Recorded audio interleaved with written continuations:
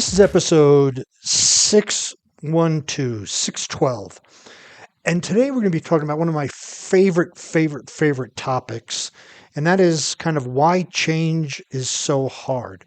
And for those that are listening to this, there's a very extensive presentation associated with this that you can find on my YouTube channel. But, as a coach, my primary responsibility is to help people create awareness in my clients that they can take responsibility for their thinking, their actions, and their results, right? That's kind of what coaching is all about. When we think about getting new results, whether it's in the area of health, fitness, athletics, sales, relationship, what are we really looking for? I mean, what is that? What would that be called? Well, that would be called change. We want to change something. So change from our current state to a more powerful and fulfilling one, whether it's, again, fitness, sports, relationships. We want to change from where we are, which is not satisfying anymore, and we want to change to a more powerful, fulfilling, self-actualized state. So when we think about it, what really is change? Well, change is something that moves us out of our complacent zone. This is the key right here. Because if we don't change, we don't create new results. So we have to step out of our complacent zone, or you could even refer to it as our comfort zone, but we have to step out of it in order to change. If we stay within it, we're not changing anything. So let me ask you, how many times have you set out to create change only to get, quote, stuck or backslide? That could be either weight, you're looking to lose some weight, you get very close to it, you stop, and then you go back up to the weight you were before. You say you want to put X amount of money in the bank, you get to a certain point, and then you start to spend it. You say you want to have meaningful relationships, it goes for X amount of months, and then you sabotage it. Just look at the different areas of your life that you said you want to change, and then see how it starts to make it. You think you're making progress, but then you backslide. Then something happens. Then you make excuses. Then dot, dot, dot, dot. Have you ever wondered why this happens? I mean, we go, some of the expressions I've heard is, there I go again, or I knew this was going to happen, right? So how did we know this was going to happen? Well, the reason is that you slammed right up against your mental line of resistance. And so what I'm talking about here is we have in our life a minimum and kind of a maximum, a floor and a ceiling. The floor is this mental line of support, and the ceiling is this mental line of resistance. And these are there, and we live within those. So the mental line of resistance and mental line of support are made up of our beliefs, our emotions, our values, our past experiences. And that mental line of support is basically our rock bottom. I will not be single anymore for this. I will not be fatter than this. Whatever that is, we get to that point and we start to set goals. We're unhappy, we're dissatisfied. We start to set goals and we go, great, I'm going to start taking some action. I'm going to hire a coach. I'm going to take some action. And we start to take action. We maybe make some progress, maybe make a little bit of backsliding, but then we go up and we get really close to what we say we want to get. And then excuses come up, and then frustration, and then procrastination, and even fear comes up, because really, our goals need to be outside that upper mental line of resistance. And that resistance is there almost self-serving. It's keeping us from change, because that resistance says, hey, you don't want to change. You want to stay within this parameters of this complacent zone, what I call it. And so we continue to go up and down, up and down. We get frustrated. We lose weight. We gain weight. We lose money. We make money. We're happy with our relationships. We're not. We keep going up and down, up and down, up and down. And yet we buck our heads up against this resistance, and we don't know why.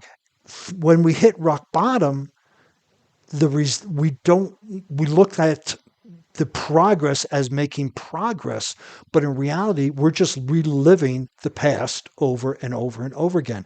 We're not creating anything new. And that's what change is about, is creating something new. So you could keep going, bouncing back and forth in this complacent zone between your mental line of support and mental line of resistance, and you're not creating anything new. You're just repeating the same old stuff. We have this goal that's set outside of our mental line of resistance, and we get close to it, but then we keep hitting our heads on it. And so this is what's the complacent zone. You've been here before. You've done it before. It's Groundhog Day. You've done it through.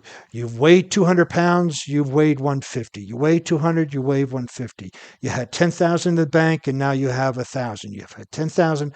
And you can look at this in any area of your life that you are really wanting to affect.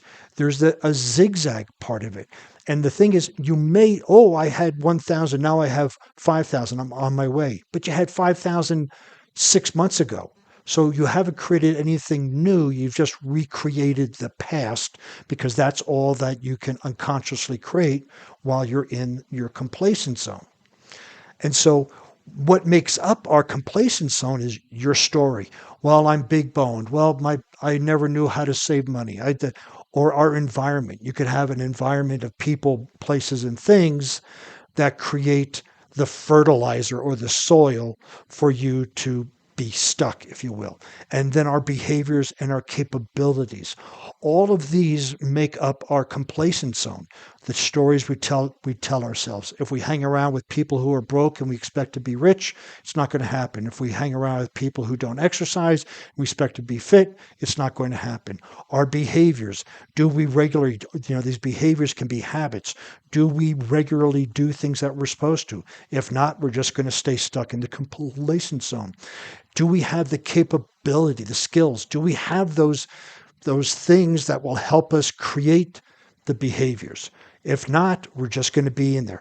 So just to recap on this again, the mental line of support, mental line of resistance is based on our beliefs, our emotions, values, and past experiences. And why we get stuck in the complacent zone is our story, our environment, our behaviors, and our capabilities. And if you look at it, two dots create a straight line. The third confirms it. The first dot is your past. The second dot is your current state. If things don't change, your probabilities are within that complacent zone. You can predict where you're going to be based on your past and your present, because 2 points determine a straight line. The third confirms it. So if you don't do anything else, if you don't make those drastic changes to move that third dot up and outside your mental resistance, we could safely predict the probability of you weighing this much, of you saving this much. We can really safely predict it based on your complacent zone and based on your mental line of resistance. Those are probabilities. However, outside your mental resistance are your possibilities. Those are things that are possible to you once you break through your mental line of resistance. And when your possibilities are outside of that, that's where we want to focus. We want to focus on your new territory, the possibilities. And we break through this mental line of resistance with the help of a coach and mental strength. But here's the fun thing. Once you break through that mental line of resistance and stay there for a while, that is now your new mental line of support. And so now we go through this whole process over and over again. You go from probabilities to possibilities. Those possibilities then convert to probabilities. And we have a new mental line of resistance. And this is what change is. It's working through the mental consternations that are holding you back. It's working through the fear, the excuses, the procrastination to break through this mental line of resistance and stay there, so those possibilities start to manifest, and now they become probabilities. And then you have a new mental line of resistance that you go after again, and it's an ongoing process of developing change, creating, self-actualizing.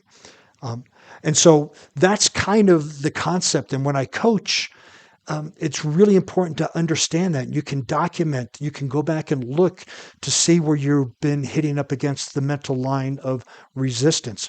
So just keep in mind, though, that the complacent zone is at play all the time. We are always in it. Even if we break through that mental line of resistance, eventually those possibilities turn into probabilities, and we may get complacent and stay there.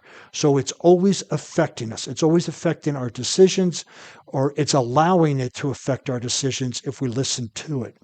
And then once we understand how it works, we can create a plan to break through.